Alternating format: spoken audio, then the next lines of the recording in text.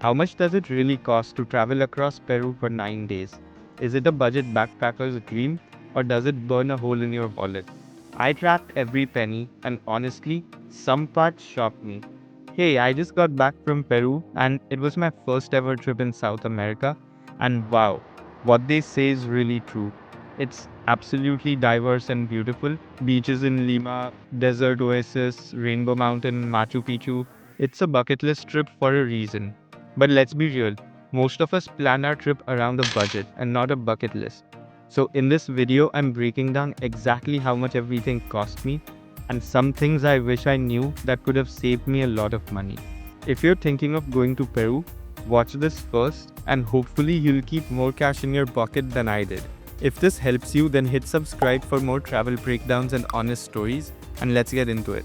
Just getting to Peru itself, the flights and the transportation and everything, is probably where I spent most of my money. My trip started with a flight from Chicago to Lima, and the ticket was $815.17.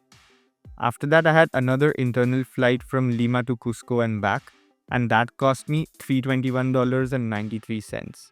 Now, after the flights, all other transportations that we used were mainly Ubers, except for one. And that one was from the airport to my hostel, and I got scammed in that cab. This one alone cost me $87, which is a complete loot. He first told me that the ride would cost 60 pen, which is equivalent to $16. But then when we reached the destination, he multiplied the price times 5 and he charged me 300 soles for it, which was absolute. I knew something was off, but it was my first encounter in that country with a local and I was very scared, to be honest. So I just wanted to run from the cab as soon as possible and get to my hostel. So I just paid him and left immediately. After that ride, I basically swore off taking local taxis for the rest of the trip. Honestly, it's a shame because I'm sure most cab drivers are decent people just trying to make a living. But then when one guy tries to scam you, it just makes you want to avoid the whole thing altogether. And from then on, I stuck to Uber everywhere in Peru. Apart from that one bad cab ride which cost me $87, all the other Uber rides combined for the next 8 days cost me only $30.45 total. I didn't let that one sketchy driver ruin the whole trip for me. If anything, honestly, that one story became a great icebreaker in all the hostels that I went to, and I could make friends easily. Total for all of the transportation costs came to $1,087.10. Now coming to the main attractions of the trip. Peru is one of those countries where you can't really just wander anywhere. If you want to go to the scenic spots, you either require a ticket or a tour guide.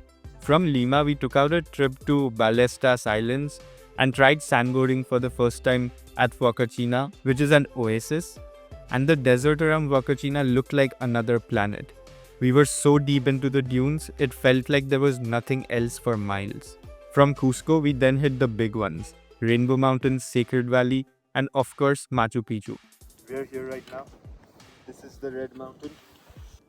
It's only the two of us. We climbed this small ridge here, climbed this small thing here, and no one else has come here. So, Literally breathtaking.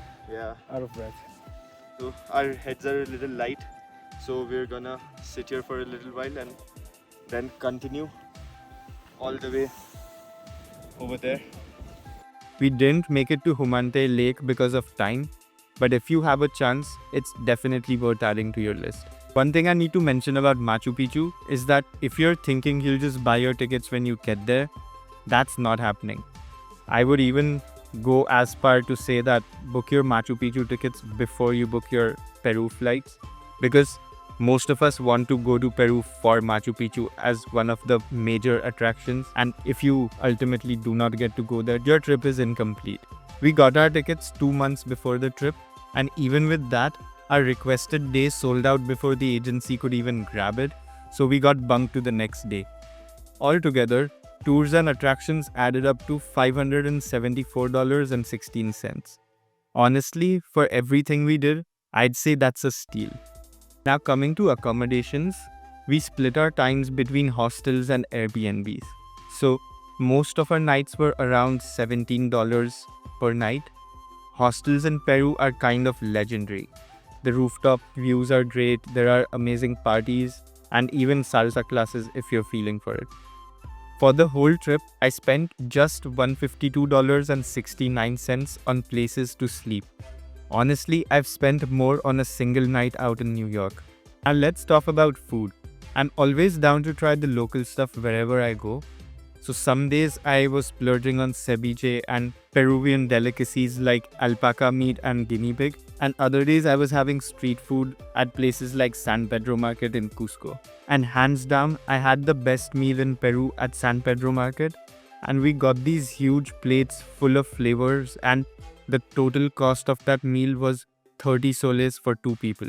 All up, I spent about $227.50 on food for the whole trip. And honestly, I think you could get by with way more or way less depending on what your food preferences are. If you're very picky about hygiene and would not eat at street food places, then definitely your budget could go higher. And on the opposite side, if you are okay with only eating street food, your budget will be like probably half of what I spent on food in Peru. Souvenirs ended up costing me $58.12. I picked an alpaca sweater and some showpieces, but I mostly tried to buy right from the source. So we went to this place in the Sacred Valley where there were these women who were selling handmade alpaca sweaters from their own farms. And we did find that it was like they were selling it at a much reasonable rate compared to the cities. And also it was helping local businesses, so we felt it was much better buying it from them rather than buying them from the stores. Here we are working 10 families. If you like to visit our production center, we are stay here. Thank you so much for your visit. Every around the world friends. One place where I've seen people spend way more than they should when they travel internationally is on SIM cards. For this trip, I used Airlo for the first time, and man, it is amazing. The pack I bought was for $4.50 and it lasted me for the whole trip. And Airlo uses a local SIM provider from that region. So whichever country you go to, they'll have a partnership with one of the local SIM providers. So you really get as good internet as anyone over there. Not only saved me the hassle of trying to find the local SIM card, but also I never had to worry about Wi-Fi or cellular service because it was only like less than $5, and if I needed to, I could have bought one more. If I extended my current SIM card in the US to international services, they would have charged me $10 per day for the whole trip, which is like way more. If you want to check it out, I'll leave my referral link below and you and I both get a little discount. So after all that, my grand total in Peru for 9 days was $2,209.57.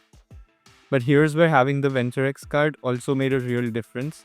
I got $300 in travel credits, which I used while purchasing my flights. So my actual out-of-pocket spend for this whole 9-day trip was $1,909.57.